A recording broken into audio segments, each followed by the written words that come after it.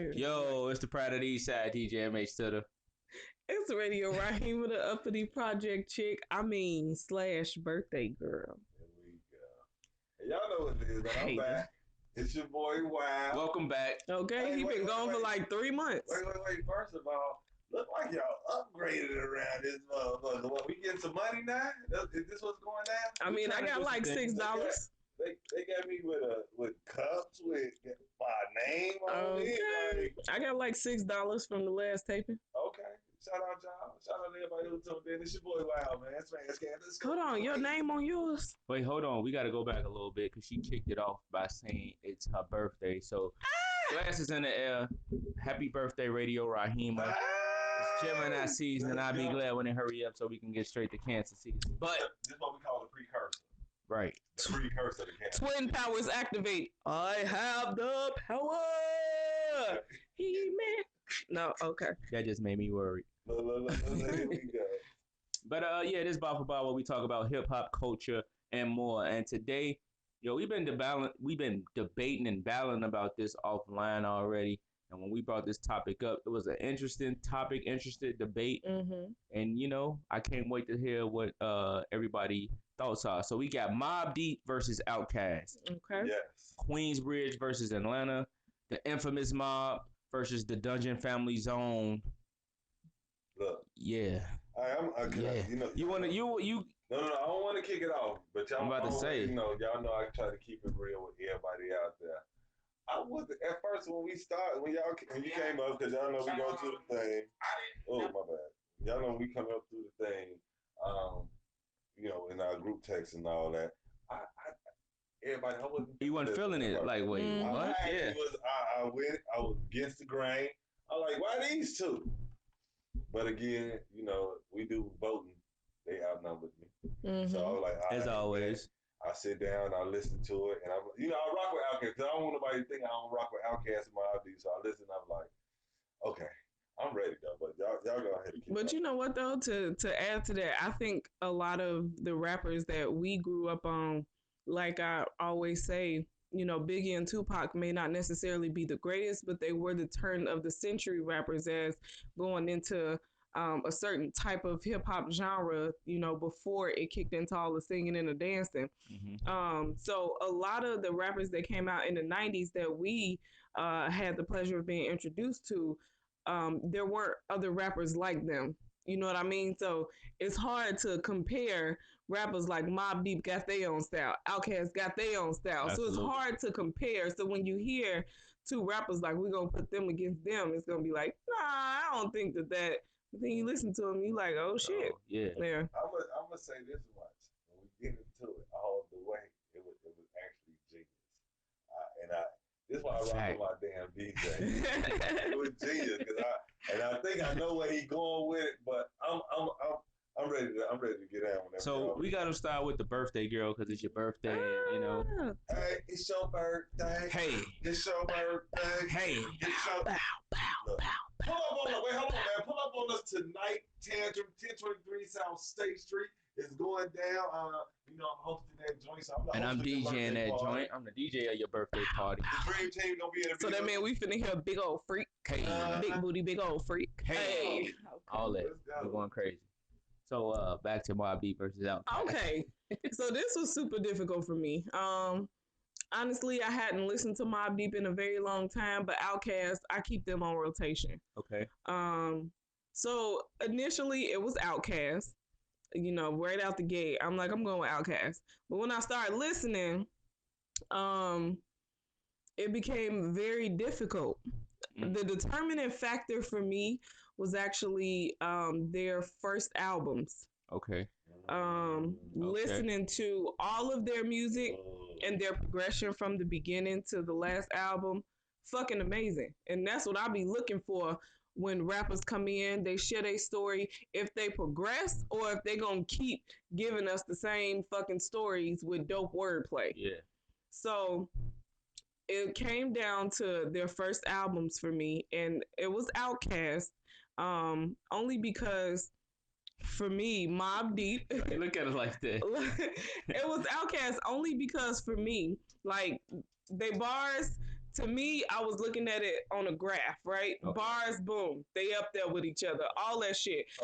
Transition, they up there, all that shit. They were able to go from 90s into the 2000s flawlessly and still have people rocking with them. Mm-hmm. I love that shit.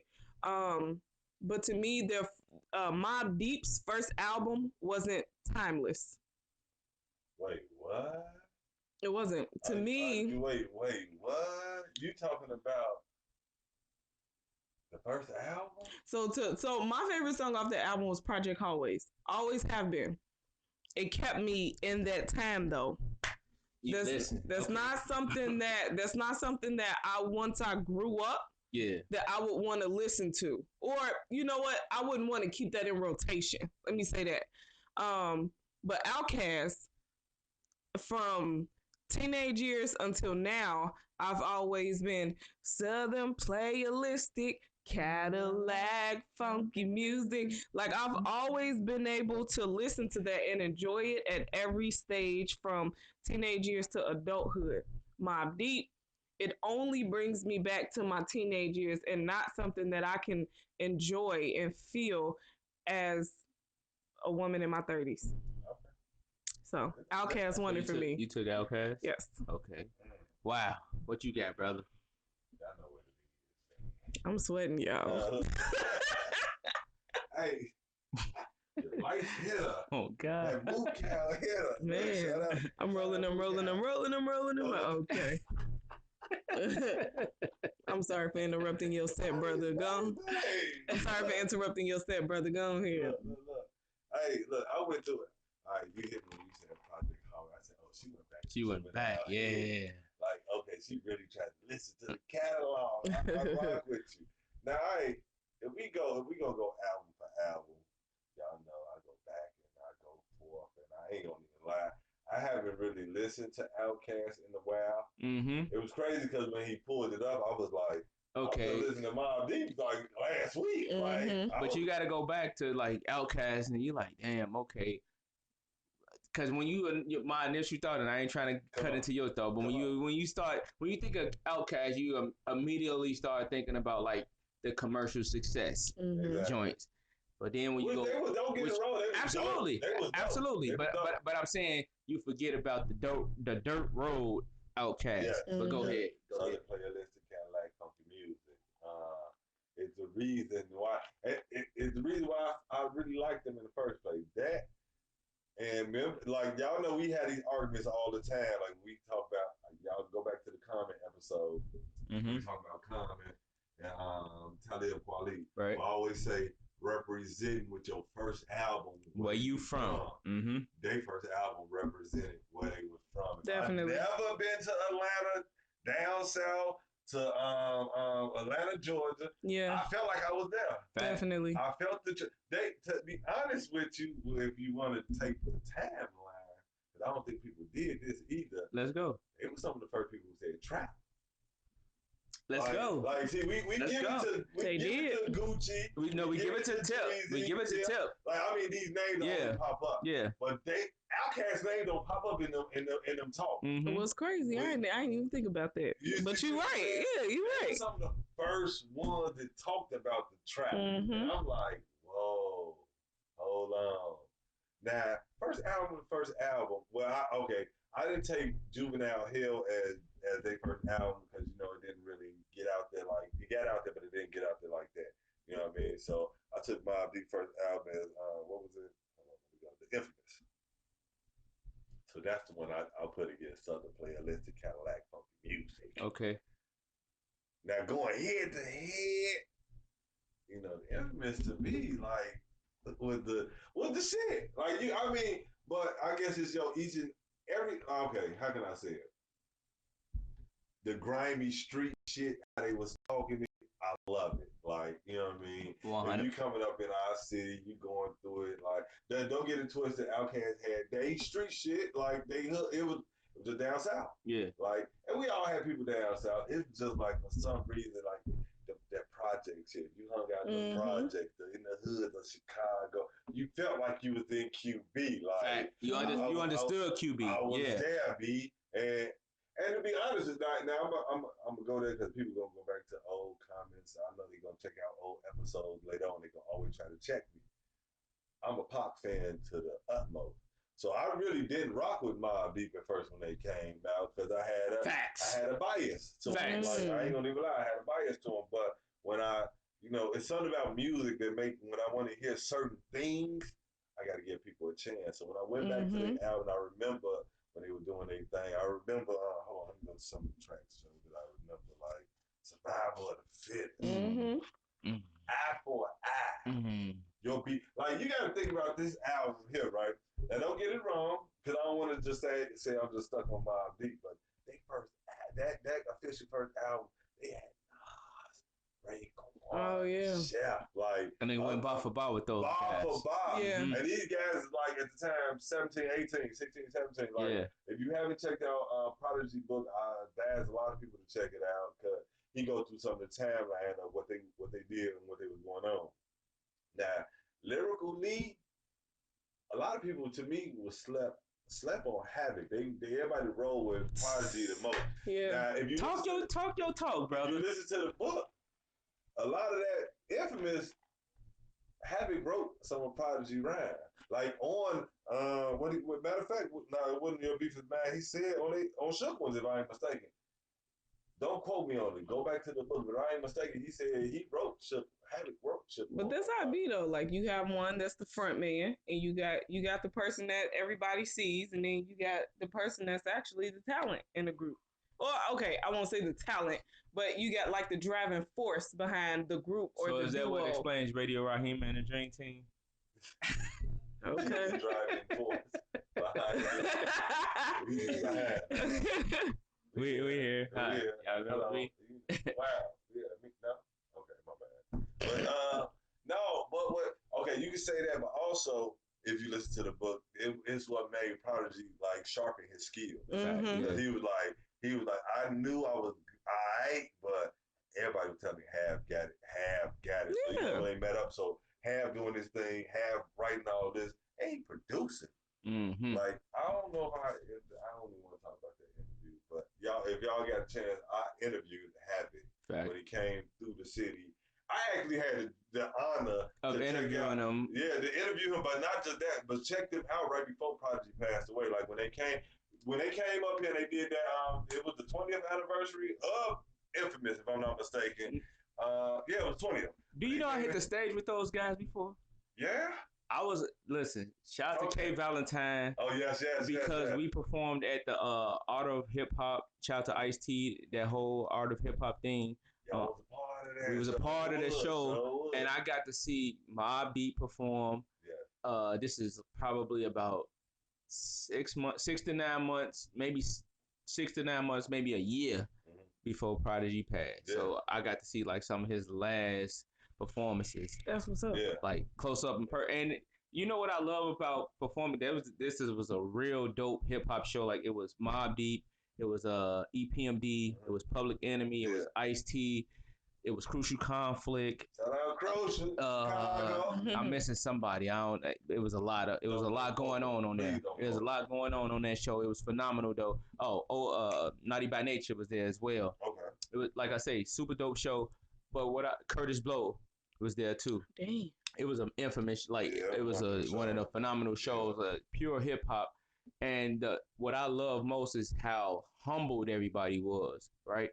They don't know me from a can of paint. I have no, like, I ain't the juice man.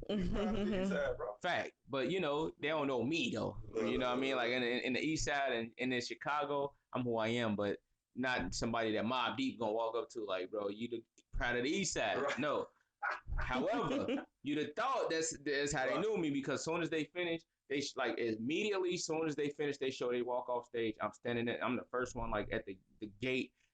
Salute to Ice-T, because you can't just be posted on the side of the stage. They got the little gate for you to be posted up, and it's me, Vinny from Naughty by Nature, Ice-T, Coco. Like, I feel real important with this guy always talking about me. You see the names this man is I feel real important at this show, right? The Minister Farrakhan is there, everybody. Like, this is one of those joints. You was there. And as they walk off the stage, they salute everybody and walk up to me and shake hands, and I'm like, Y'all don't know me, but salute. Hey, what up, bro? So yeah, that was my last encounter with Mobb Deep. My first and only encounter with Mobb Deep, rather. So I want to rest up, Prodigy, man. Word. Real. So yeah, being able to that's one thing I love about this, being able to see some of these acts that I never got a chance to see before. Like when they did this anniversary of that, bro, at Aragon Ballroom, yeah, bro, it was like, come on. So they had it rocking and still had energy. Mm-hmm. And the core fans. See, that's one thing that I like about these artists right here. That we went back and forth with them, right? Mobb Deep have core, hardcore fans, right? So they put out what it was like about 10 albums all together, almost. Yeah. About eight, something like that. It was 8. Right? 8. Now, getting over to Outkast. Because again, like I said, to be exact, it was Nah. I like to go album for album, right? So the playlist kind of like funky music. Like, I'm talking about, look, the Players Ball, like, just some of the cuts, how they represented Atlanta. And then it took me back to watching the first Source Award. When Andre 3000 said, y'all ain't got love for the South? He ain't say Atlanta, he said the South. Yeah. He say, we got something to say, bro. Like, and it was crazy because at the same time, I want to talk about this one day, about New York, because I love New York, but it seemed like that was the same show that Snoop said something about him too. Let's go. Keep talking about Outkast though, but we're gonna talk about all that. Outkast, so for him saying something and them doing their thing with this album, they stayed on the grind.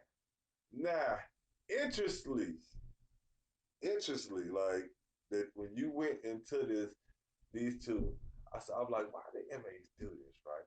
But then I go into the second album, both of them, right? I'm listening to, and I start with Mobb Deep first because I rock with Mobb Deep. I don't know why. So when I go into the second album, which was it Infamy? Hold on. No, Hell on Earth. It was Hell on Earth, right? And they saying things on here talking. I'm talking about they talking slick.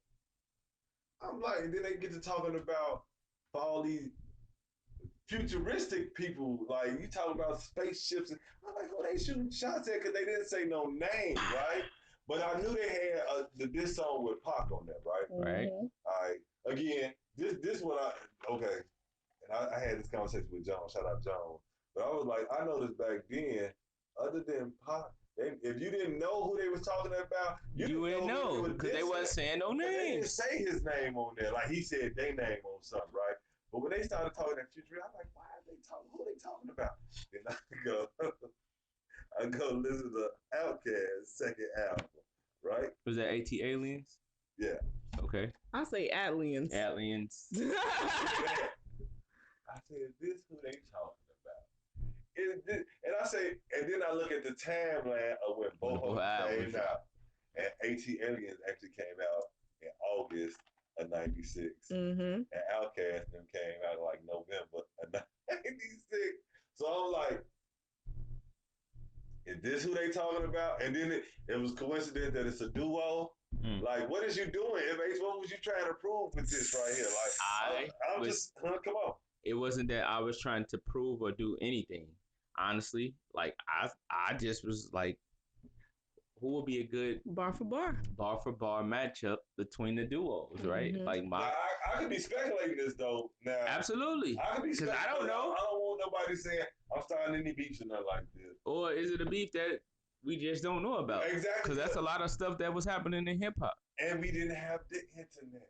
Like this what I be talking about now. I be like a lot of stories, and I do appreciate a lot of shows that we watch because you're able to catch up with a lot of these stories that come down there because you wouldn't know about them. But back then, this didn't happen. But when you listen to this now, I'm like, damn, is this who they talking about?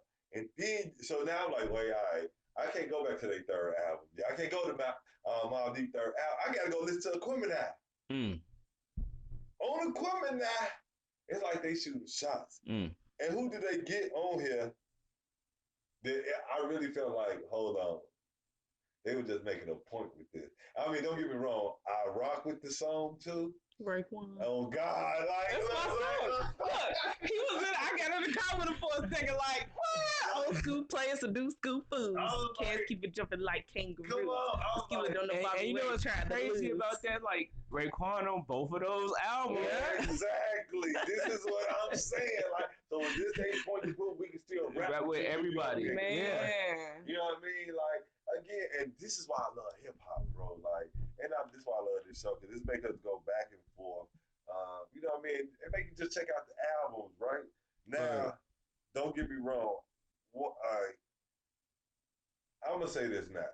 I ended up riding with Mobb Deep, y'all, because lyrically, I don't think that Outkast was able to do, or what they was able to do. Don't get me wrong, they was able to do, but they kept my personal opinion is Mobb Deep kept my attention, and they had a core following the core base that they never jumped off of, pretty much. Except I gotta go with this. Let's go. I gotta go because I want to make people know that I really did listen to all this.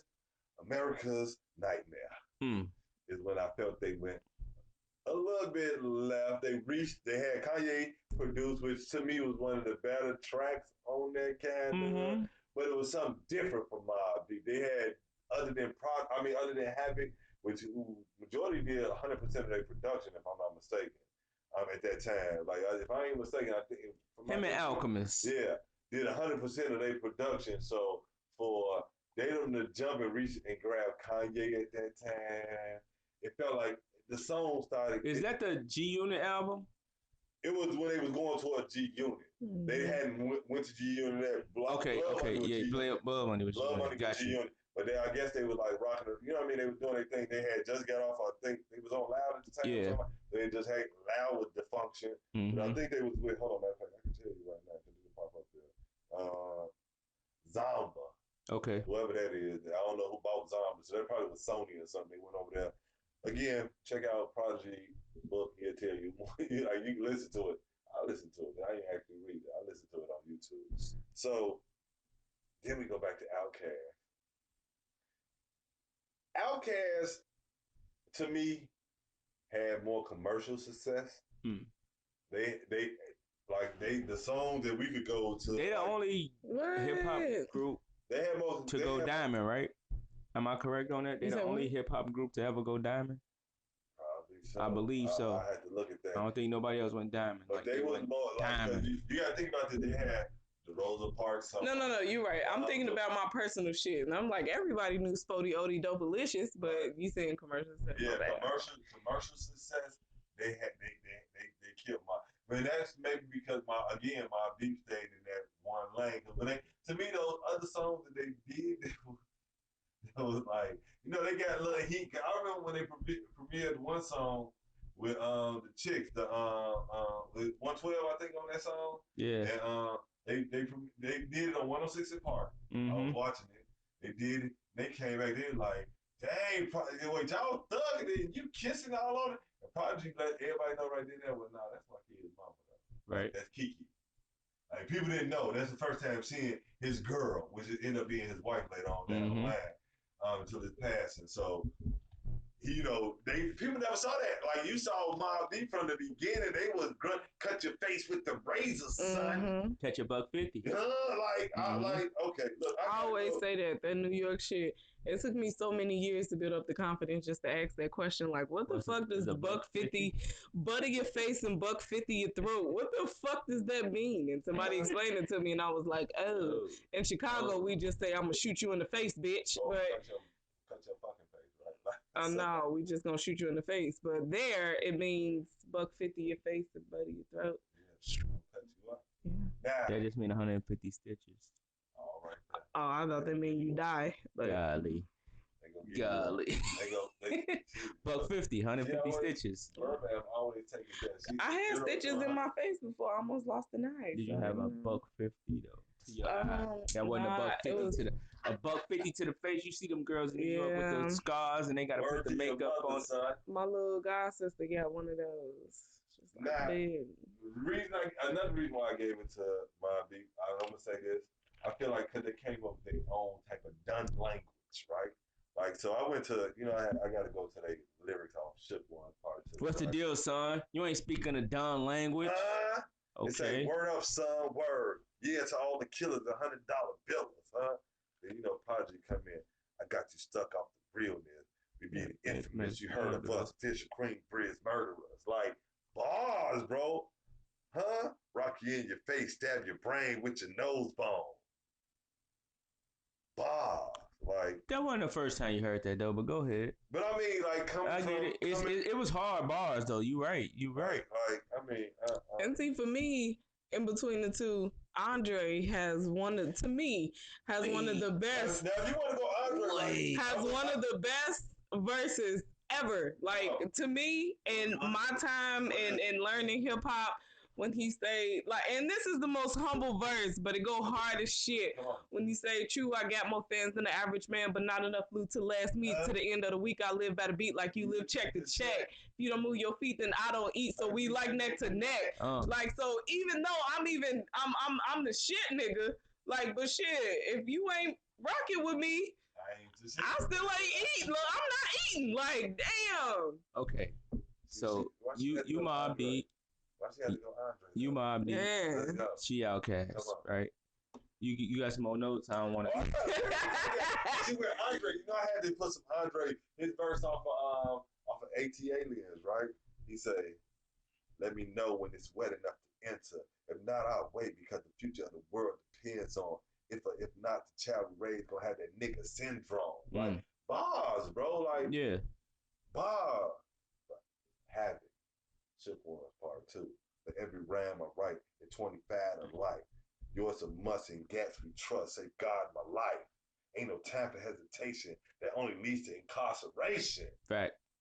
Y'all keep sleeping on Havoc, bro. Like, bars. But okay. I gotta give Big Boy something. I'm gone, bro. But I'm gonna still let y'all know. It's Mobb Deep for me. Well, it's the M.I. crooked letter. Ain't no better. Ain't no one better. And when I'm on the microphone, you best wear your sweater, because I'm cooler than the polar bear toenail. Damn. Oh, hell, here we go again, talking that shit. Like I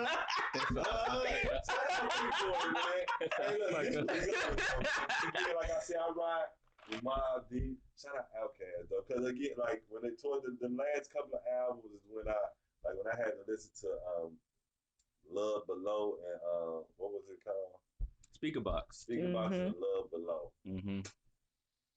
It's really, because at first Neck to Neck they was going, but when I went Speakerbox, Love Below. Don't get me wrong, I like Love Below. What people, I like what Andre did with Love Below, but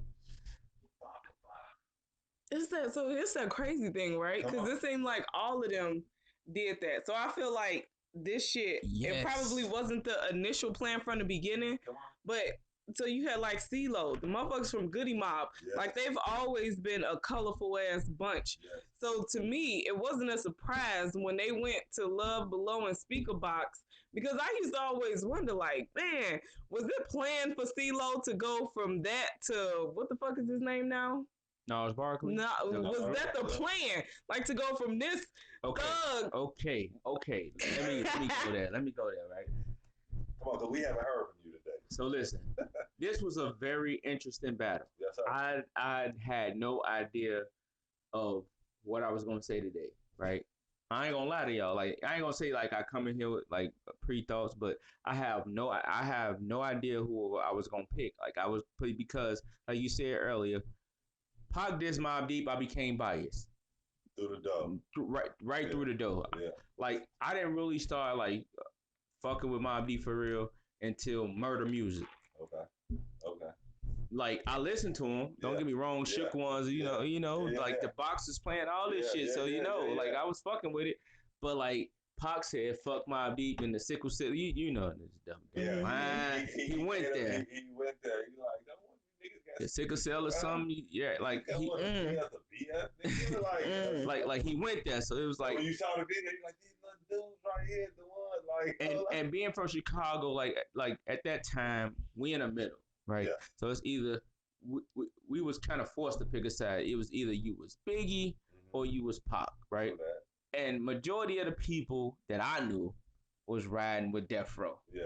No cap about that, right? Not at all. So when he said, I'm gonna be honest, when he said fuck Biggie, he's like, that's Biggie. But when he said fuck Mobb Deep, fuck Jay-Z, fuck, like it was fuck all them. Fuck all them. No bullshit. I ain't even listen to none of y'all shit. No bullshit. But later on, I was able to like, okay, let me really hear what these guys going and all that shit, right?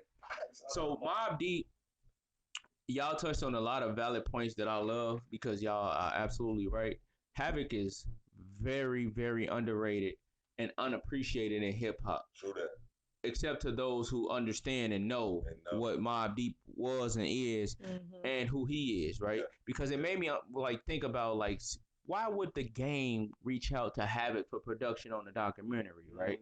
I mean, I knew, but then I took a better sense to it, and appreciated it more later. Like, oh yeah, I get it. You're right. All these guys start reaching out to Havoc. Yeah. Mobb Deep was something hip hop hadn't seen when they first entered the scene, right? Like, if you think about hip hop at that time, I want to say they hit the scene 94, 95 for real, right? Then 96 is when like the Infamous came out and all that. Mobb Deep though, like Shook Ones was the joint that really grabbed everybody attention. Yeah. And when they got the jerseys on, they got the Hennessy out there. And they deep and they talking that street New York talk, right? Like I teased Wild earlier this week in the group text, like, yo, I dare you to show up to Bar for Bar with your tracksuit on, with one leg up, with your Timbs on, and like real Queensbridge. But you get you right, like because you get it, like they transcended a lot of stuff in hip hop and stuff at that time with just their raps and stuff. And then when you go back to like as you said again. Listen to Outkast and Southern Playalistic Cadillac Funky Music. I felt like I remember sitting with my god brother. We listening to the radio, waiting for them to play the records, and we recording it off the radio. You know you had to put the tape over the holes on the tape. Like I'm gonna give y'all some real hip hop shit, right? To go back to understand how it used to be like trying to hear these records, right? So when I got a taste of Outkast, I'm like, who the fuck is they? Who are they? Imagine I'm a kid. I'm a young teenager at the time. So like I don't understand it, but I want to know because like I'm from Chicago. I wasn't privy to get music or hear nothing but what the radio played for us, right? So unless 94, 95, he wasn't as prominent as he became later. You know what I mean? I had bootleg man in my bill. I was only 11, so I wasn't trying to get a bootleg man.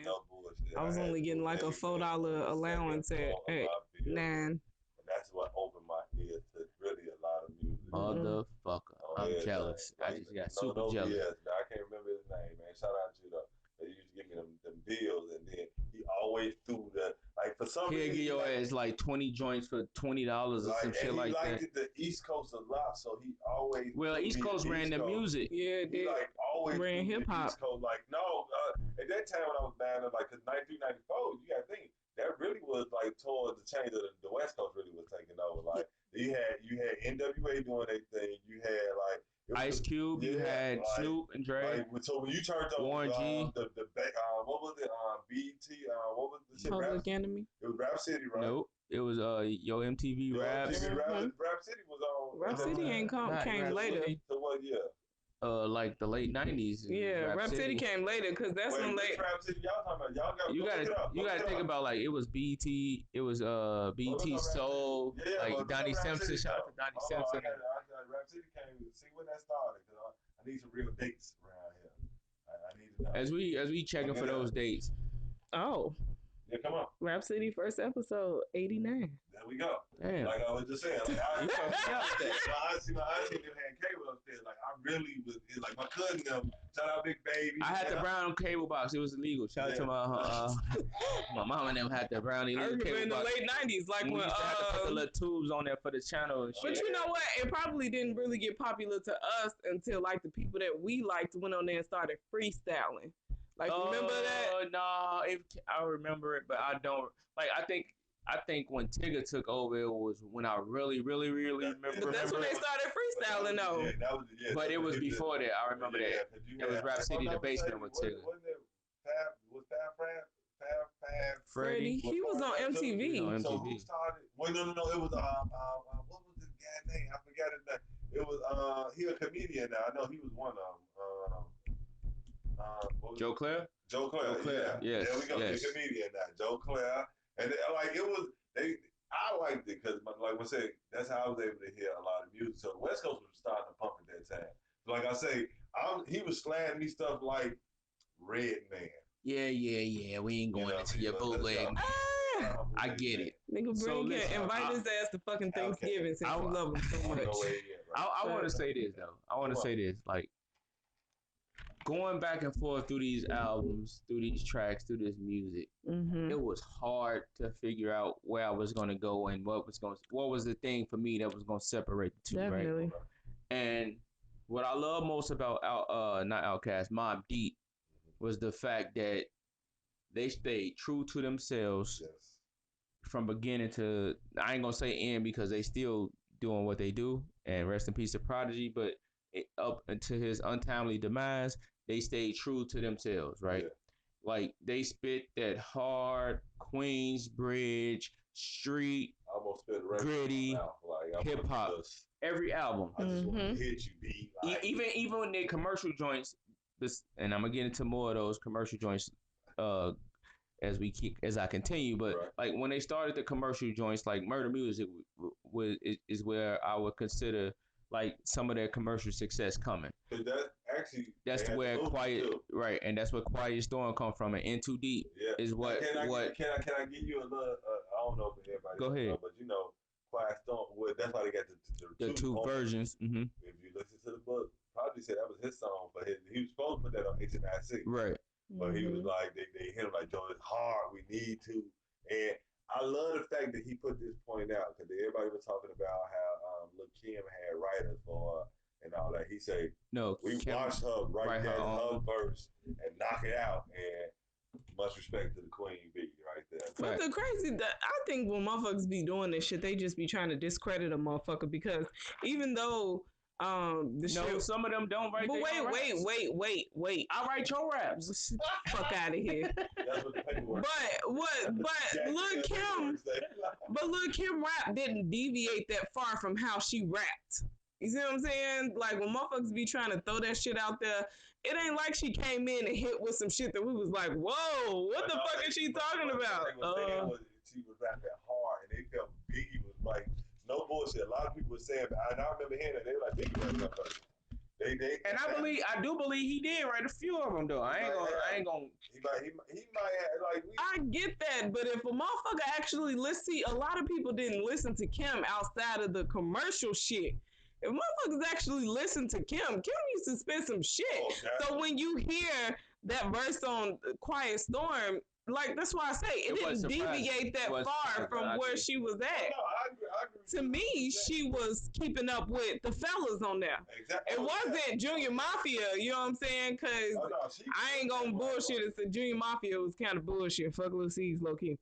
But I'm saying, what did y'all? Low key. Not to get off subject. Did y'all see how Lil C's apologized to Kim? He should have been there. Okay, so that's why I say fuck him. Anyway.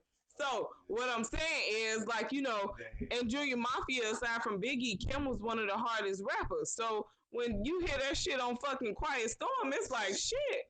You forgot about the Snakes and who else was on there? I remember they Okay, back to the lecture. So the commercial stuff with Mobb Deep, right? Quiet Storm kind of kicked that off, but Murder Music was still one of those gritty, get your Tim's on albums. Right. True that.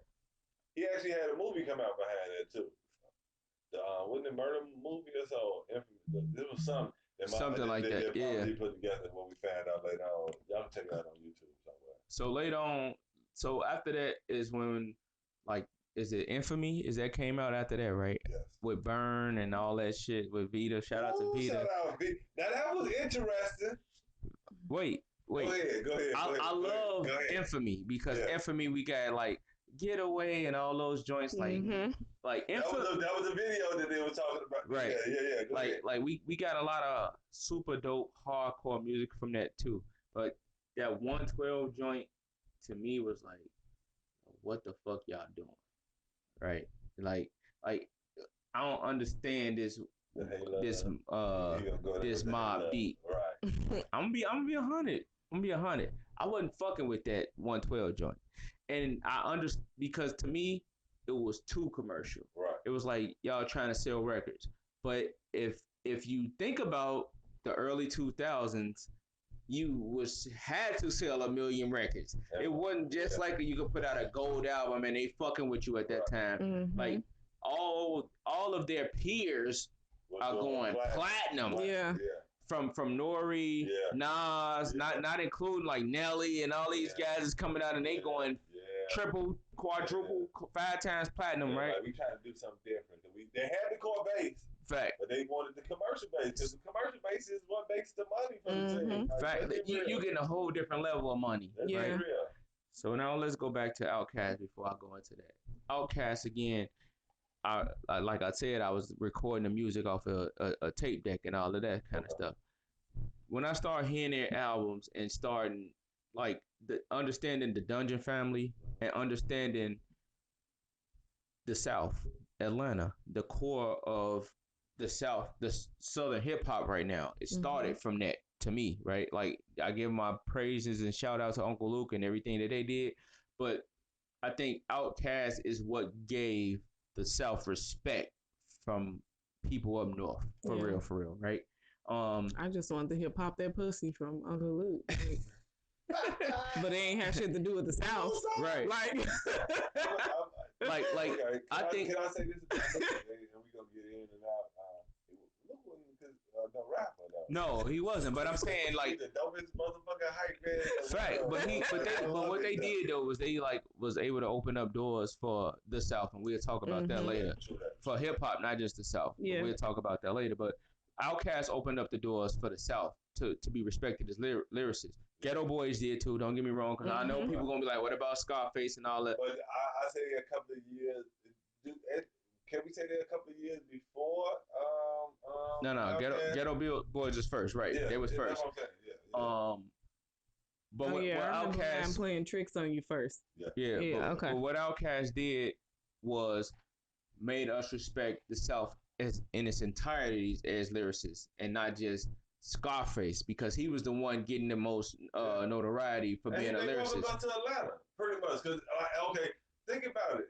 And not to be cutting you off, but who at that time from Atlanta that they had out that we knew about? Nobody. Like that Dungeon Family crew that them, because they introduced us to Goody Mob, right? Yeah, so all that came from there. All of them right behind them. So I love Goody Mob. Yeah, go ahead. Who's that peeking in my window? Okay. So going like if I had to, I'm gonna be honest. My pick is Outkast. I'm gonna tell y'all why. Right? Havoc is underrated. I love Prodigy. I love that street gritty, grimy shit. Come on. But they never left that. I ain't a statistics guy. Hip hop ain't based on statistics for me. I don't give a fuck if you sold 1 million records or 2 records. If I like you, I like you. But what I respect most is how Big Boy is underrated as a rapper. So Lucius Left Foot is a dope ass rapper. Definitely. ATL to his core. Definitely. To his core. 100%. And again, another thing that separated for me is if we talk about top 10 lyricists in the game, Andre 3000 come up in some of all of our conversations, right? A lot of people say Andre 3000. So like it's like, let's compare it to basketball, right? It's like taking Stephen Clay is what we would call Mobb Deep, right? That's a good. Is that a good synopsis of or who you're calling the Splash Brothers, so to speak, right? But you would call Mobb Deep, I mean not Mobb Deep, Outkast, they'd be like Isaiah and Joe Dumas. Right? Like it's tough. It's tough. And so for all you young boys and the young ladies out there who listening, like what you gotta understand Isaiah and Joe Dumas to understand what made them good. Of course, Rodman and all them made them the bad boys, but those two was a problem. They were the original Splash Brothers without the threes. You know what I'm saying? So I take Outkast, and that's my bar for bar. And when we speak about Speaker Box and the Love Below, honestly, that's what separated them from me because they expanded their artistry. It wasn't just about the lyrics and the bars. And you spoke on New York earlier. I'm gonna say this: New York got too fucking cocky. That's what happened. They got too cocky and too like the world need us. We don't need the world, and it made the world like kind of like okay. And especially when they started going about that battle for who the king of New York. That king of New York shit became infamous. Everybody fighting over who run New York, and like New York ain't the only part of America. Like it's 49 other states that people need to y'all gotta embrace. And they did. And they blame 50 Cent for a lot, and he did have his hand in a lot. But he was towards the second part. Like, but give it up. You got to think about that original way. They were doing their thing. Yeah, he did kick it out. Damn, you just made me think about it. I was like, he kicked it. Like, it wasn't that deep into it. But they were working, but they didn't like each other. Because, like, when you start hearing interviews now, you start, what they were doing, what Atlanta was doing. Because they say a lot of people in Atlanta they don't be rocking sometimes, but they gonna get the money. The money outrules the bullshit pretty much. I wish and I can't wait because slowly but surely Chicago is coming that way. Shout out to our city, man. We next. Like, but come on. So it's 2 Outkast, 1 Mobb Deep. And shout out to Mobb Deep. Rest in peace again to Prodigy. Because I don't want the world to feel like, you know, we don't fuck with Mobb Deep up here at Bar for Bar. I don't think they do. Cap. I do though. That's super cap. That's super cap. Super cap. Hey, yo, Don. Hit him with the drilling. But you said you don't even consider that first album a real album, so fuck out of here on that. Juvenile Hell was decent. It was decent. But see, even if you listen to the end, if you listen to the Prodigy book, he talked. But fuck that. But we talking about what you said. Is more polished from the beginning to the end. Yeah, that's what I feel that. You know, don't get me wrong. I always say this again. Commercially, growth. Not just commercially. I don't want you to say commercially like you ain't. No. From again, Southern Playlist Cadillac Funky Music was the grind, was the gritty shit of Atlanta at the time. Like they were talking that real Atlanta shit. So to see their growth from that till. But you got to remember, Elevators came out after that. I know. Me and you. Come on. Your mama and your. The video, they was in the woods. They wasn't in the. They was in the trap. Like. That's when he was starting to make that change. You saw the lights. The change didn't come till it was, but the change really came in equipment. Let me say this. This is funny because we gotta bring that up, right? Shout out to Erykah Badu. Let me say it the right way. Shout out to Erykah Badu and her Baduism. Because that's the only woman I know to ever have a man walking around in shoulder pads and bell bottoms at the same time, bro. You are the prototype.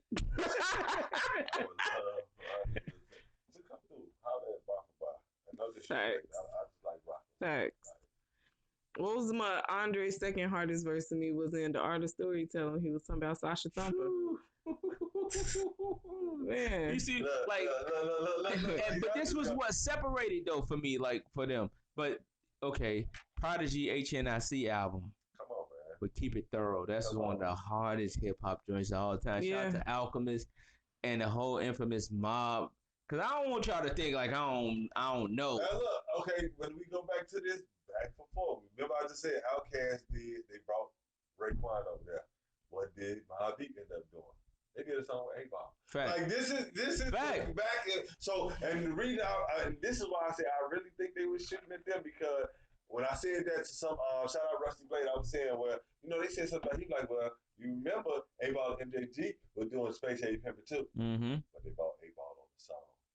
So who you talking about? Because you ain't gonna bring 8Ball if you Look. But again, I'm not trying to start no beats, man. I'm just saying. Sir Lucius left foot. Hit us up and let us know what's happening. Exactly. But see, hit us up. But see, that's what was so dope about hip hop, right? Is that we all sitting here trying to figure out who was shooting at who, right? But the fact that these niggas all help bring out the best in each other. Right. And that's what it came down to. Yeah. But I kind of They respect all the young help. boys more. Not more, but I respect the young boys and they beefs because they being direct. And definitely Pac. Definitely Pac. I would say this. He was the reason that a lot of people afterward started coming Being direct. But see, they shit wasn't even really a beef. I felt it was kind of like, okay, If I'm gonna get at you, let me get at you. Right. I felt like it was more like okay, we work at the same company, right? We the only two black people on the floor, right? Okay. We both do a great job. Okay. I'm not gonna hate on you, but I'm gonna show you that I could work just as hard as you can, and I'm gonna do it better. That's gonna spark something in you. Hold the fuck on, fam. I can do just as good as you can too. Here the fuck y'all go doing dope as shit. You know what I'm saying? Show motherfuckers that yeah, we two black motherfuckers in here. We handling shit, and y'all bringing out the best in each other, but not necessarily hating each other. That's how I see it. We ain't gotta hate each other to not like each other. But see, still sharp and steel. Right. That's what but the reason why I say yeah, so that's where I'm going with it. Like we don't dislike each other, none of that shit, but we still gonna kind of have this little bit of competition in each other so that we can put our shit out and be better. I get it because like we ain't learned until later that Biggie was talking about Wu-Tang on What's Beef. So I get it, 100%. You ain't know that?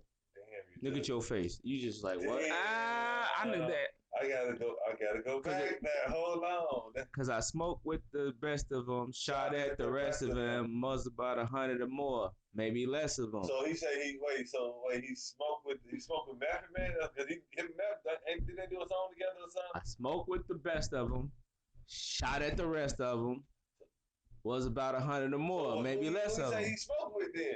I can't tell you who he smoked with. I know he did the joint with Method Man, right? Okay. But remember Nas.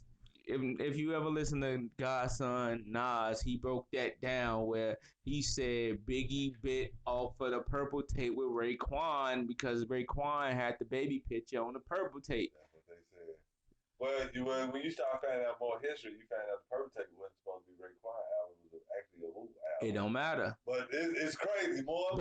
But you get it. But you get it. Yeah. That's where that lines and that sparks from. Because, you know, they was talking about Nas was driving Puff Range Rovers at the time and all of it. Like, it was just a lot of, whatever, history. He's starting a lot of hip-hop beef right now. I ain't starting nothing. I'm just letting the people know what happened. It's just facts and hip-hop. That's it.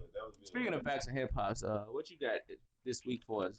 Miss Birthday Girl, Radio Rahima, uppity project chick. What's happening in hip hop this week? It's definitely been an interesting week. So on this segment, we only talk about 5 things that I feel is important. Well, it's all important, but I do 5 highlights.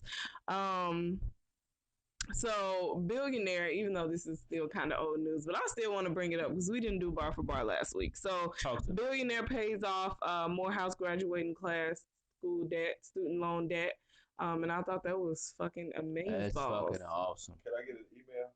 I got an ICB that I need him to take care of. But you was not part of the class of 2019. But man ain't as much as theirs, though. But you were not part of the class of Morehouse 2019. Down, bro. Congratulations. He paid $40 million worth of debt though. Like that's huge. That's like I don't. For everybody who graduated Morehouse, I hope you understand what that means. He just gave you hopefully a debt-free life. Freedom. Yeah. Like you're not financially slaves to nobody. You can go out here and get this paper and start your life out the right way. And the fact that it was a black man that did it, and I gotta commend. And unfortunately, you know, there was still some negative backlash from black people. But it was a black man that did it. And we always talking about what black people do. They go off, they get rich or wealthy, and they don't come back and help. Mm-hmm. And when they do come back and help, they still get negative backlash. But Oprah did something too. And I'm sorry that I can't remember right offhand what Oprah did, but she got some backlash. Like they said, like, yo, why you ain't pay off their tuition like this brother did? And she said that she did something. I don't remember exactly what it was that she did, but she helped a lot of people, and she's been helping a lot of people for a lot of years. and it don't always go to the news. But you know what? The thing is with Oprah is a lot of people were upset because she was opening schools over in Africa. Right.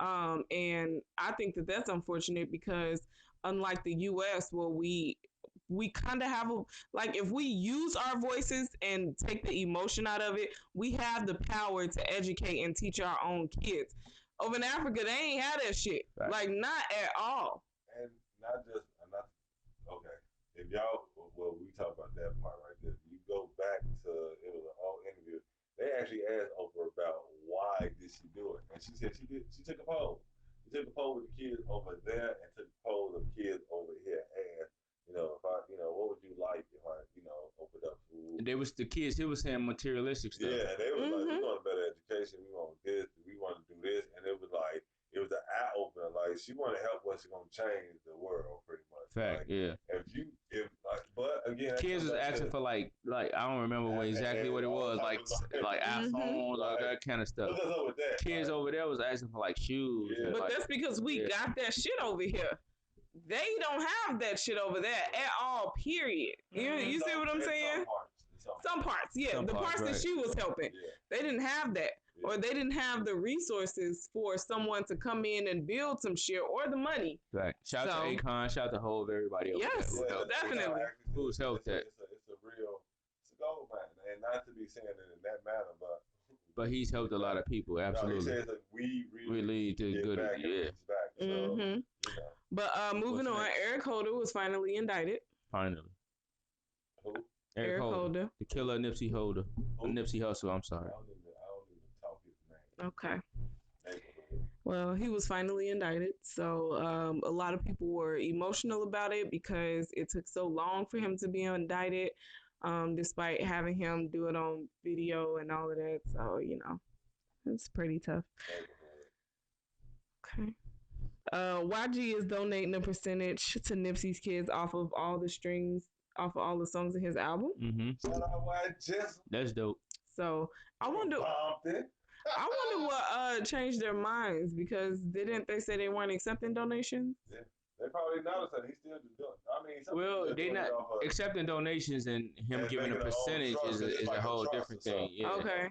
Okay. So that's probably how they're making it out to be a trust. And it's a different thing. Like YG and Nipsey really had a relationship, right? Yeah. So you can't, and I can't speak on nobody, but I would hope if something happened to me, if Wow and you decided to do something for my family would be like, nah, we don't need that. Like, that's stupid, because y'all have a real relationship with me, right? And y'all know it ain't coming from no they should know it ain't coming from a place of clout chasing. Yeah, it's coming from a place of.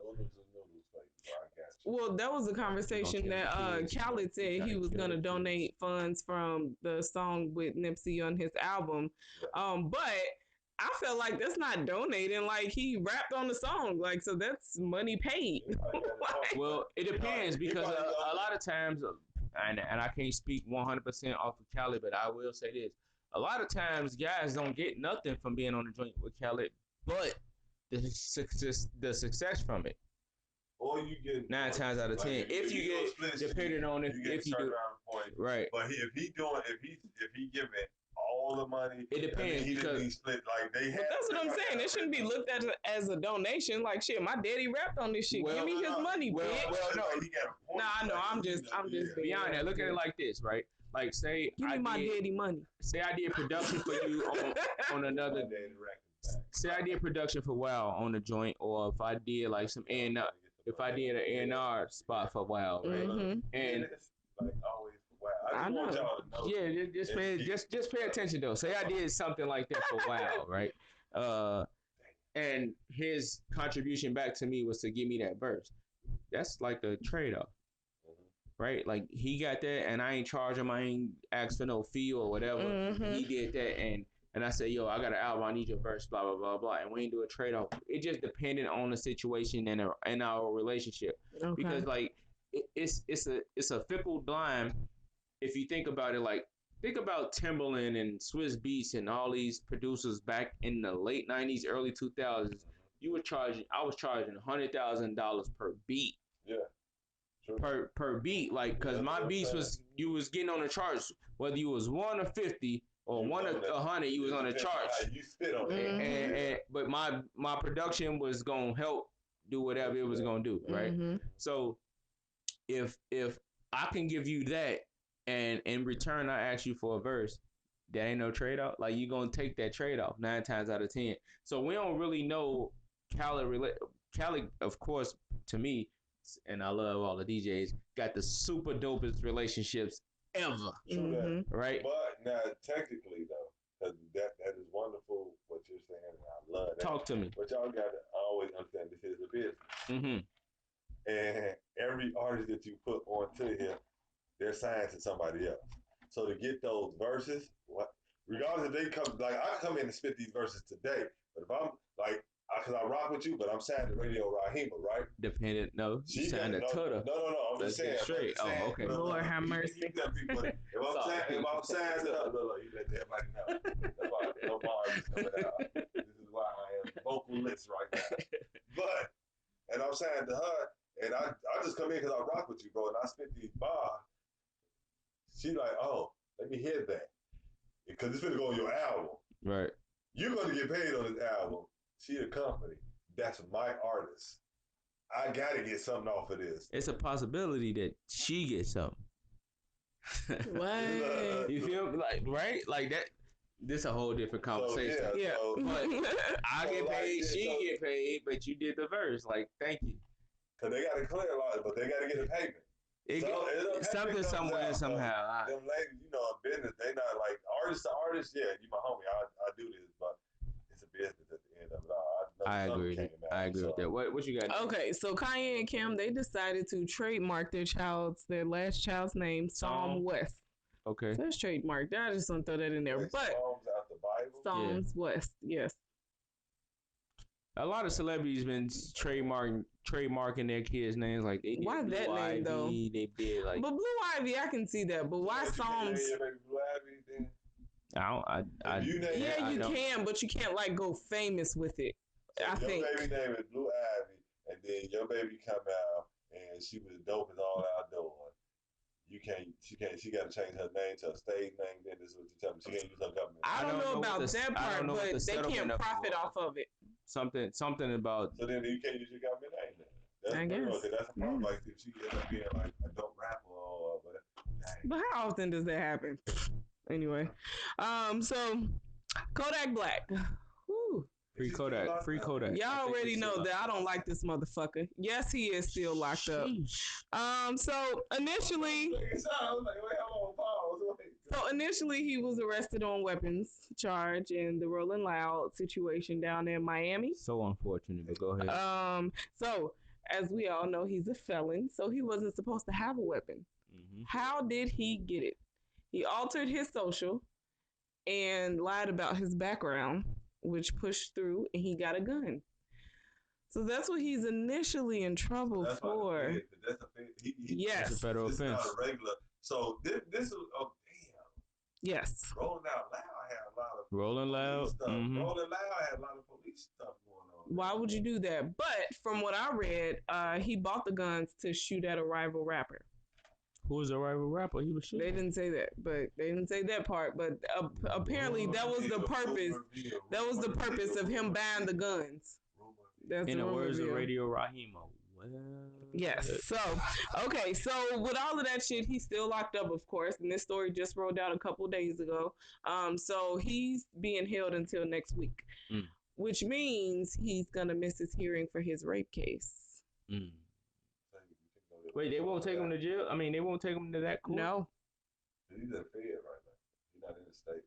That's the state. He asked if he can get a 24-hour release or whatever, even with his ankle bracelet, and they're saying no. That's crazy. So they're going to slam him. They're going to slam him. But hold on. Talk. He's blaming all of this that he's going through on his impoverished upbringing. So because he was low, living in poverty, low income, this is the reason for all his bullshit that he's been doing. So, and you know what, to be honest, even though I don't like the motherfucker, he's absolutely right. Yeah, and you know, our counterparts are able to use their surrounding situations to get affluenza, is what they call it. Because I used to always be like, why the fuck they steady talking about these motherfuckers got the flu? Affluenza. So basically, you're a product of your environment, and it's the reason why you go out to the world and do the bullshit. So I'm not against that defense, honestly. Even though I don't like his ass. Just so we're clear, I don't like his ass. So I'm not completely against that. You seen that? I don't like his. Damn. She gave him a. I'm actually okay with that defense. You know, because shit, we got so many fucking rapists and murderers who get off and they say, oh, they got too much money, so they can't go to jail. Like, what? I seen somebody, not to change the subject, but I seen a kid in Texas get off from rape or murder or something, and his defense was it was a joke and he don't know no better because he come from money, so he thought that was okay. Mm-hmm. Swear to God. And they be getting off with that shit. He got off. He got like probation or some crazy shit. I will not use my time on this screen to even speak on that bullshit. Okay, so here's the bonus. The bonus, R. Kelly is trying to hire Michael Jackson's defense attorney for his legal team. That's all we got for today. But I thought R. Kelly had no money. None of my business. Damn. And that's our news and hip hop for this week. And what she say? What? Yeah. That's the bonus for today. So let's get right to the next thing where we be talking about Father of Aside. Come on, man. DJ Khaled, the album. Let's get right to it, brother. I'm gonna kick it off with Wild because me and Wild been. You can't play none of it like no? You can't play none of it, brother. You can't play like stop it. Stop! You gotta stop it. What's to this guy? About to get Come on, man. Y'all ain't ready for this. Definition of whole DJ Khaled released his album this week, and I've been privy. As we all have been privy to hear the album, and upon his release, I didn't know what to expect. We didn't know what to expect. No. I mean, he dropped a couple of gems for us. I'm gonna be honest. Let me go there. I'm gonna be honest. Cause like usually I let somebody kick it off, but when we talk about the DJs, I gotta just shout out to the DJs one time for the DJs, right? I've been a Khaled fan since I heard We Out Here Grinding. That was my first introduction to DJ Khaled. I'm from the east side of Chicago. I didn't know the gentleman from nowhere. Okay. And I don't want y'all to think I know him personally because I don't. Okay. But he a DJ and he represent for the DJs, and that's what we supposed to do, right? This is his best album. You say best one out. This is his best album. This is his best. Like he got what 11 albums under his belt. Come on. This is his best album, and I've been a fan. Like the last one, Grateful, was a dope album. Okay. The ones before that, what Khaled doing and what Khaled has done is his collaborations are next to none, right? In hip hop, the people he put together on joints makes me say his ear is outstanding. Yeah. The man kicked the album off and ended the album with Buju Banton. Yes, sir. Welcome home, God. Rastafari. As he said, Buju just came home. Khaled, how the fuck you get Buju on the album? 2 joints. How the fuck you pull that off, Khaled? Holy mountain. Holy ground. Talk to the people, wow. I'm just saying, man. I just. You can't play the joint, wow. What the? That's just the instrumental, right? That's not the instrumental. Wow. Okay, I'm gone. What the fuck is he trying to do to the show? Trying to get us shut down. I was just saying, I wasn't that impressed. Dang. Look, you know what? I've seen a lot of people online saying the same thing, and this is my argument to you guys. The fuck y'all listen to? Is Hova say, do you just listen to music or do you just skim through it? I think we already know that I don't just skim through it, but I wasn't that impressed. Aside from some tracks that I really did enjoy. Which were? I did enjoy the first one, Holy Mountain. Okay. I enjoyed the Travis Scott, Post Malone, Nipsey Hussle, Nas. Yes. I enjoy him and CeeLo Green together on that joint. Yes. And the last one with Buju once again. Hold on. Listen, listen. What about First of Jeezy all, and Ross? Big hold on. talk. And SZA came back. Yes, I love that one too. SZA came back. So how many? Just us, that's my song. I've been looking for her. Hold on. How many joints on this album? 14? Yes. 14, 15. You just named 6, 7 that you like. We got one. Majority of almost half the album. Come on. Let's see. 1, 2, 3, 4, Come on. 5. Come on. Okay, 6. Okay. So you ain't like Thank You, Big Sean? You ain't like that joint? It was okay. It was okay. It was okay. So for me, Holy shit. So you didn't party to the... Hold on. Stop that. I didn't enjoy that at all. Stop that. I understand why a lot of people didn't enjoy that, but we gonna go there because I like that joint. But let me ask you this: you ain't like Cardi B joint? I like Cardi B joint, and everybody knows I like Cardi B, but I felt like I heard it before with her and 21 Savage. Yes. And I'm not saying it wasn't enjoyable or a dope track, but I felt like I had heard it before. You know, again, you're not the first person that I've had talks this weekend to people, or this week in general. People like, and I'm like, I'm not trying to change it here. I love the album. Let's go back and forth because I'm not saying it's not a dope album. I just don't feel the way y'all feel about it. Like hearing that song with Cardi B and 21 Savage, it reminded me of their other song together. They just have that chemistry and they have that sound together, and it wasn't nothing that I was like, I want to start something today, right? We're gonna take something that we biting this, and I'm saying it live on air. We biting this, but we're gonna take something today. The Source used to give out 5 mics for albums. Y'all remember that, right? So from now on, we're gonna give out 5 bars, 1 to 5, on our likeness of albums when we decide to review them, right? Okay. Now, I won't say that this Khaled album is a 5-bar album. Okay. But I will say it's a 4-bar. It's a solid 4. It's a solid 4-bar album, right? Solid 4. They don't like 5. To me, if I give you 5, you classic. Right. But if I give you 4, you have the potential to be whatever you're gonna be later. Right. But my initial thought is that 4, this is a solid album, right? Because Khaled can't take Cardi B out of her element. No. He can't do that. Like Cardi B is who she is, and she's trying to find her element, right? Her and 21 Savage, solid joint, right? Yeah. Honestly, it's real tough. But what I do love about Khaled album that I don't think is the people giving it enough props for is he getting Meek out his bag again right after championships, right? He got Buju Banton out this album right out of jail, right? Like that first song, the collab, it ain't just, it's just Buju Banton, SZA, Lovato, 07, come on, Shake. talk like, that. You got all these people on this one song. The intro that to me kicked it off. Like sonically, even the way he put the album together, each song leading to each other, bro. Like 100%. Compared to I'm be honest with you, because I've listened to a lot of stuff this weekend. I mean, this week in general. Fact. I listened to Meg Thee Stallion. Shout out Meg. Big old freak. But like, I like the album. Yeah. I gotta go back. I'm gonna be honest with you. Igor didn't catch my ear, but Jones told me I need to go back and check it out again. So when the guys say, "Look, check it out again," that's what's his name, right? Tyler Creator. Yeah, I gotta go check that out again. But when I say this album, because think about it, Top Off, No Brainer.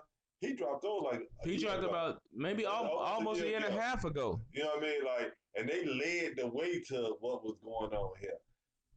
Also, this man dropped the video every joint. Like, I don't know what your budget was, Khaled, for this here, John.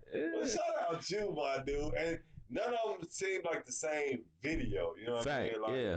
He got the collabs again. Like, you got Meek, you got him and Lil Baby going back and forth. Yeah. Like, you bring a Lil Baby out.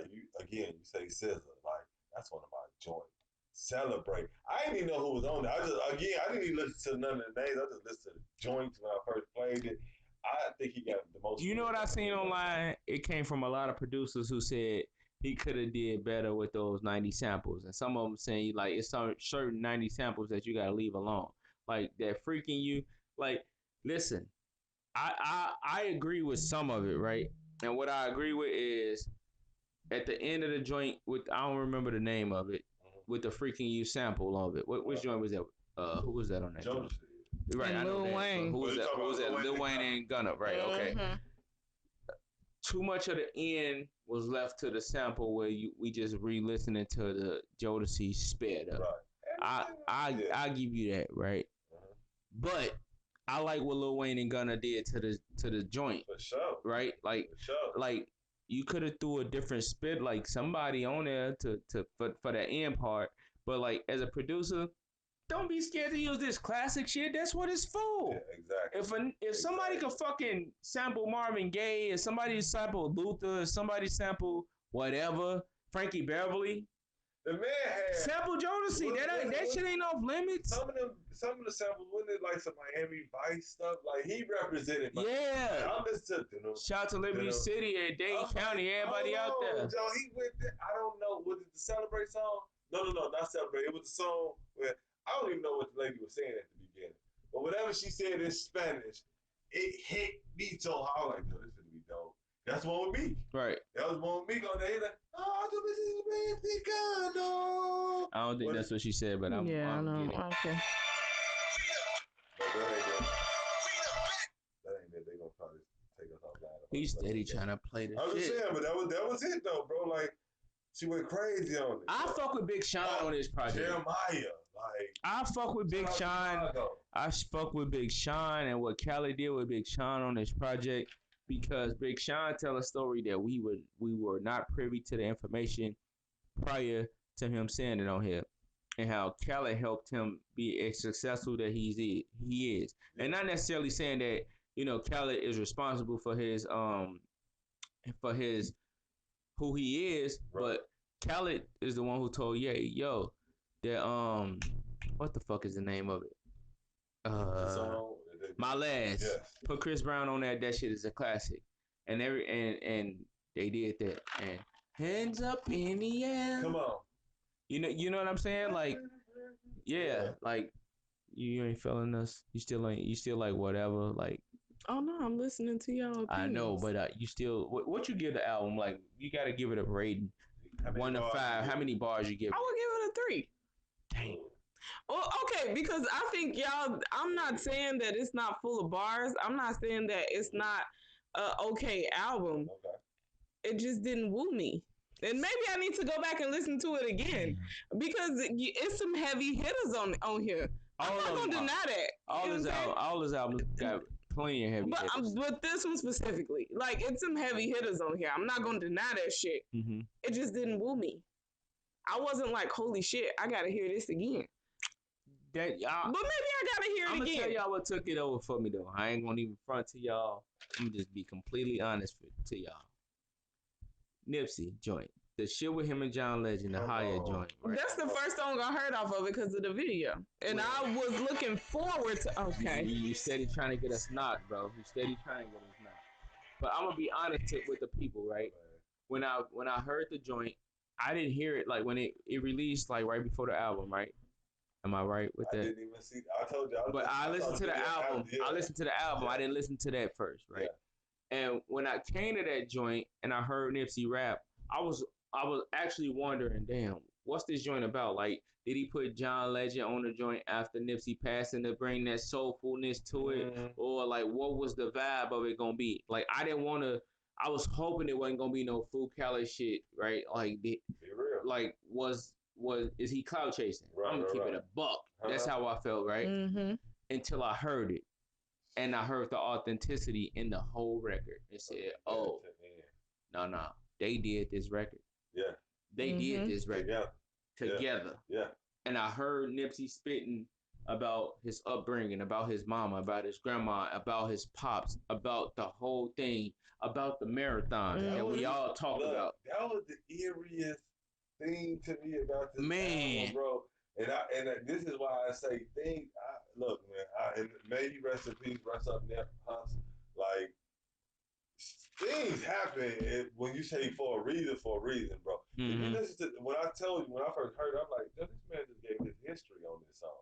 Mm-hmm. How would you know to give your real history? This is something that your kids can go back to and listen to. You learn about how your grandmother was brought into this world because your great grandmother couldn't have, like, it was a problem. They say so it's like a miracle that she was here to give birth. So Who? Me. Me. For Fact. you to be here. Yeah. Like, how my daddy, first generation from Africa, come here. And me, my mama. Yeah. At the Century Club, like how me and your mama. Like, Joe, it was like, come on. It was like. Damn, wait. He was saying that they had him and Bull. Yeah. The Lord, like, You know what's crazy, though? Like to say that his mama met, that Nipsey Pops met his mom at the Century Club. That's what Dr. Dre and NWA started. Come on, bro. Sheesh. Hip-hop. Shit, they probably was there at the show. Oh, like, God. They met each other during the NWA. Look. But you just think about that song there it was dope, man. So like again, I give it 4 bars out of me. That's a 3 for the album. Yeah, A 4 for me as well. Well, that's all I'm listening to though, man. I've been listening to Megan Thee Stallion, so I actually just kind of got up on her like a week and a half ago. And me and Wild was talking about this before her new album even came out. When I first heard her, I thought she had like a Project Pat 3 6 Mafia type vibe. Influence, okay. And then when she came out, of course, you know, with her new album, of course, he's on her new album. Say, shut the fuck up! Yeah. Saying that on there. Like, So, yeah, I really hate that her lyrics are repetitive as far as what she's talking about. Okay. But I like her flow. I like her cadence.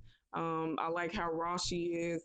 You know, and a lot of people don't like her because how raw she is. But it's just like, man, shut the fuck up. Cause shut the fuck up! Like, yeah, everybody just be expecting for female. Everybody like, I'm so tired of these raunchy ass females. But then let it have been some, you know, sophisticated, you know, held back females. Then they would have been like, tired of all these stuck up bitches. We wouldn't like, be talking about it. Yeah, so, but. Just in the city this week. Shout out her slash with Trap doing her thing. But the great thing, and this is the thing I also dislike, is that she's in college for health administration, but we don't know that part about her unless you actually follow her.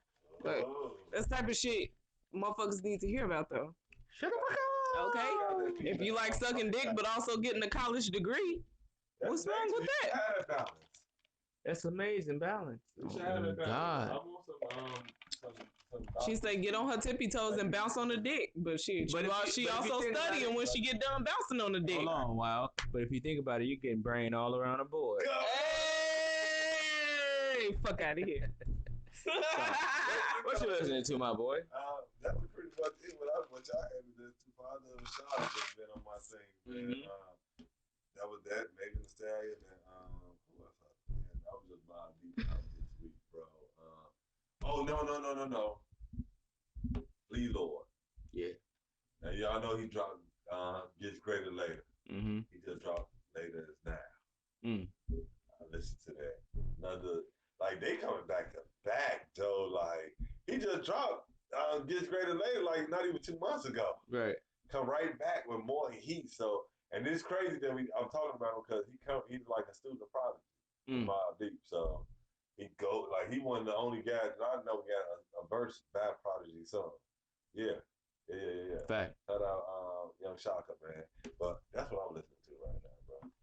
It's funny. I've been, like, we talked about, of course, we got to listen to the stuff that we listen to for the show, which is Mobb Deep, Outkast, all that stuff. I definitely listened to Khaled, Father of Asad. Yeah. And my week won't be right if I don't hear something from Jay-Z. So I went back to Reasonable Doubt because that keep me in mode. Okay. But my inbox was flooded.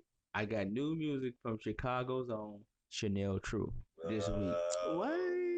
So yeah, don't look at the camera. Don't look at the camera. True. Y'all need to holler at me, Joe. For real, Joe. Listen, shout out to my homie, my player partner, Black Wealth, Johnny Yayo. You know. Yeah, Yayo. What up, Yayo? Don't do my mans like that, bro. I was in the trap with you, Yayo. Don't do that, bro. I was too. I got work. I got hurt. Come on, man. You know what this is Listen, about, bro. Like, let's go back, Johnny Yayo, cause you know him, but I was with Yayo with Al Snow. I was with him before he had Al Snow. How about that? It don't matter. I was down when Al Snow came around, bro. Nigga, I was there when he was born. Fuck all that. I was changing this campus. Damn. Nah, fuck y'all. Okay, so I know Al Snow. I know the whole team Laughlin. Look, so you know I've been around. Al Snow. The rapper. Yeah. Not the wrestler. Yeah, you know. She think about the wrestler. No, He was off of Loomis? Yeah. Oh, yeah. He was not off Loomis. Hold on, let me see if this is the same dude. Same team, though. Off of 73rd, I mean. Yeah. Not Laughlin. That's what the studio was at. Oh, yeah, I know him very well. Yeah, see? That's the homie. Oh, really? I've known my guy since high school. Since, like, we Shut the fuck up! Hey, look, what's that? We gotta get him out of here. I've known him since high school as well. Anyway, shout out to Chanel True. She just did the Megan Thee Stallion freestyle. Y'all gonna hit tonight at Tantrum, 1023 South State. Hey, Chicago. it's my birthday. I'm gonna be twerking. I'm accepting. Hold on. I'm accepting all lap dances. Oh, that's what you want. And kisses on the neck. On the neck? Holy moly guacamole. Listen. Kisses on the neck. Listen. Shout out to my boy. Females only. Okay, females only. But niggas ain't finna be giving me a lap dance either. No. Nigga, if you come shaking your ass on me, I'ma shoot your ass. If you come shaking your ass on me, I'ma shoot your ass. I don't play that shit. You ain't finna shake your ass on me as a man. You don't know what type of fans you got around. Nah, I'm good, fam. So you bring your gun to the club. Listen, they're gonna fire me. They're gonna fire. Like, you giving Chicago a bad reputation that we already got. I ain't giving Chicago shit. I'm giving them a new face. Shout out to our new mayor, Lori Lightfoot. Can we give a round of applause for her, please? Because she's the first African American woman who's the mayor of the city of Chicago, and she represents the LGBTQZLMNFNLP. I ain't no disrespect. I ain't even in that shit. I don't even want beef with them. I take beef with the beehive over that. No, I don't even want it. I ain't disrespect nobody. I just saying, like, them people. All them. She gonna get shit done. And I love that. Get shit done and hit my line if you need some help, because I'm with all the shit. Is it true that the whole CPS board is supposed to be resigning? They did. That's a fact. That is happening. The whole CPS board is resigning, and June 21st, I believe, is the date right after the school year. Get the fuck up out of here. So they hiring y'all. Get y'all punk asses up and go get a job. Shut the fuck up. Black excellence in there. Let's go. So yeah, shout out to that. And where can they follow y'all at us on social media? Radio Rahima or Radio Rahima 312 everywhere. It's Smashcast ENT and Smashcast Radio. That's on Instagram, Twitter. Go like the pages on Facebook. And follow the Bar for Bar, man. That's Bar for Bar 1 on Instagram, Bar for Bar 2 on Twitter. Bar for Bar, the Hip Hop Show. Go subscribe to the YouTube channel. Y'all here right now. Stay in tune with us, man. Squad. Follow me at DJ MH the number 2 DA everywhere. Instagram, Twitter. Like the pages on Facebook, Snapchat as well. And the YouTube channel, follow DJ MH the number 2 DA everywhere. And go to DJMH.com. We everywhere, they never there. I got a lot of dope bookings coming up. .com. Y'all heard it right there. Yeah. But hold on. They can check us out at Spotify. Fact. Ooh. Check us out at Google. Fact. iTunes. Apple Music. Talk that. Motherfucking Spreaker. Talk that. Our Heart coming soon. Talk that. So it goes down like that, man. This is Bar for Bar. We out. We out of here. Let's go. Happy birthday, Radio Rahim. Yeah.